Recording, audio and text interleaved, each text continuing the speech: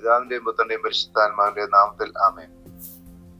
ഗുരു, നിയമത്തിലെ അതിപ്രധാനമായ കൽപ്പന ഏതാണ്? മത്തായി 22:36. സ്നേഹമുള്ളവരെ, ഈ ചോദ്യം ചോദിക്കുന്നത് ഒരു നിയമ പണ്ഡിതനാണ് എന്നുള്ളത് വളരെ പ്രസക്തമാണ്. ചോദിക്കുന്നത് ഈശോയോടാണ്. എന്തിനു വേണ്ടിയിട്ടാണ്? പരീക്ഷിക്കാനാണ്. ഒരു നിയമ പണ്ഡിതൻ ഈശോയെ പരീക്ഷിക്കാൻ വേണ്ടി ഇങ്ങനെ ഒരു ചോദ്യം ചോദിക്കുകയാണ് എന്ന് പറയുമ്പോൾ അവിടെ എന്തോ പന്തികേട് നമുക്ക് കാണുവാൻ സാധിക്കും. അതിവിടെ തന്നെ പറഞ്ഞിട്ടുണ്ട്, അത് പരീക്ഷിക്കാൻ വേണ്ടിയിട്ടാണ്. നിയമം പഠിച്ചവൻ, നിയമത്തിൽ പണ്ഡിതനായിരിക്കുന്നവൻ, അവൻ ഒരു സംശയം ചോദിക്കുകയാണ്. അപ്പോൾ ഈശോ കൊടുക്കുന്ന ഉത്തരം എന്താണ്? അവന്റെ ചോദ്യം തന്നെ നമ്മൾ ശ്രദ്ധിക്കേണ്ടതാണ്. കൽപ്പന ഏതാണെന്നാണ് ചോദിക്കുന്നത്. അവൻ ഒരു കൽപ്പനയെ കുറിച്ച് മാത്രമാണ് അറിയേണ്ടത്. നിയമത്തിലെ അതിപ്രധാനമായ ഒരു കൽപ്പന, അതാണ് ഈ നിയമ പണ്ഡിതന് ഈശോയിൽ നിന്ന് അറിയേണ്ടത്. അപ്പോൾ ഈശോ പറയുന്നത് എന്താണ്? ഉത്തരമായിട്ട് നൽകുന്നത് എന്താണ്? 2 കൽപ്പനകളാണ്. 10 കൽപ്പനകള് 2 കൽപ്പനകളായിട്ട് ഈശോ ചുരുക്കിക്കൊടുത്തു. അത് മറ്റൊന്നുമല്ല, ദൈവസ്നേഹവും സഹോദര സ്നേഹവുമാണ്. 10 കൽപ്പനകളെ അതിൽ കൂടുതൽ ചെറുതാക്കാൻ സാധിക്കുകയില്ല. എന്നാൽ അവിടെ തന്നെ ആ 2 കൽപ്പനകളിൽ തന്നെ 1ഉം 2ഉമായിട്ടാണ്. ഒന്നാമത്തെ കൽപ്പന ഒന്നാമത്തേത് തന്നെയാണ്. എന്നാൽ അതിനോട് ചേർന്ന് തന്നെ 2ാമത്തെ കൽപ്പനയുമുണ്ട്. ഒന്നാമത്തെ കൽപ്പന, ഒരുവൻ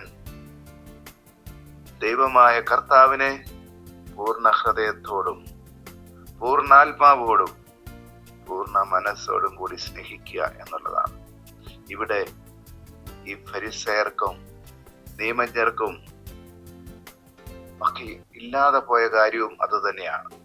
പൂർണ്ണതയില്ലാതെ പോയി, പൂർണ്ണ സ്നേഹം ദൈവത്തോടില്ലാതെ പോയി. പൂർണ്ണതയില്ലാതെ അവര് ദൈവത്തെ സ്നേഹിക്കുവാൻ നോക്കുകയാണ്. എന്താണ് പൂർണ്ണത? സഹോദര സ്നേഹം കൂടാതെയുള്ള സ്നേഹം, അത് പൂർണ്ണതയില്ലാത്തതാണ്. സഹോദര സ്നേഹമില്ലാത്ത ദൈവസ്നേഹം, അതും പൂർണ്ണതയില്ലാത്തതാണ്.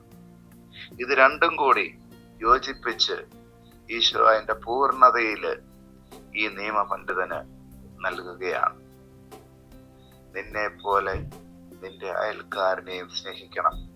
എന്നാൽ അതിനു മുൻപായിട്ട് നീ നിന്റെ ദൈവത്തെ പൂർണ്ണ ഹൃദയത്തോടും പൂർണ്ണാത്മാവോടും പൂർണ്ണ മനസ്സോടും കൂടെ സ്നേഹിക്കാൻ തയ്യാറാണ്.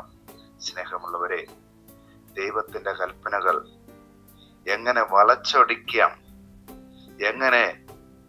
എങ്ങനെ അവോയ്ഡ് ചെയ്യാം, അല്ലെങ്കിൽ അതെങ്ങനെ അതിൽ നിന്നൊക്കെ രക്ഷപ്പെടാം, എന്നിട്ട് ഞാൻ എല്ലാ നിയമങ്ങളും പാലിക്കുന്നവളാണ് എന്നൊക്കെ പറഞ്ഞുകൊണ്ട് നമുക്ക് ദൈവത്തെ പറ്റിക്കുവാൻ സാധിക്കില്ല എന്ന് ദൈവം ഇവിടെ പഠിപ്പിക്കുകയാണ്. ആയതിനാൽ നമുക്ക് ഈ പൂർണ്ണ ഹൃദയത്തോടെ പൂർണ്ണ മനസ്സോടും പൂർണ്ണാത്മാവോടും കൂടി ദൈവത്തെ സ്നേഹിക്കുവാൻ വേണ്ടിയിട്ടുള്ള കൃപയ്ക്കായിട്ട് പ്രാർത്ഥിക്കാം. പൂർണ്ണ ഹൃദയത്തോടും പൂർണ്ണ മനസ്സോടും കൂടി ദൈവത്തെ സ്നേഹിക്കുവാൻ ആഗ്രഹിക്കുമ്പോൾ തീർച്ചയായിട്ടും തൻ്റെ സഹോദരനെ, തൻ്റെ സഹോദരിയെ, തൻ്റെ അയൽക്കാരെ മറന്നുകൊണ്ട് ജീവിക്കുവാൻ സാധിക്കുകയില്ല. ദൈവം ആഗ്രഹിക്കുന്നത് പോലെയുള്ള ഒരു പൂർണ്ണതയിലേക്ക് വളരുവാൻ നമുക്കെല്ലാവർക്കും അനുഗ്രഹം ലഭിക്കട്ടെ. ആമേൻ. നമ്മുടെ കർത്താവായ യേശുമിശിഹായുടെ കൃപയും പിതാവായ ദൈവത്തിന്റെ സ്നേഹവും പരിശുദ്ധാത്മാവിന്റെ സഹവാസവും നമ്മളെല്ലാവരും ഉണ്ടായിരിക്കട്ടെ, ഇപ്പോഴും എപ്പോഴും എന്നേക്കും. ആമേൻ. യേശുമിശിഹായ്ക്ക് സ്തുതിയായിരിക്കട്ടെ.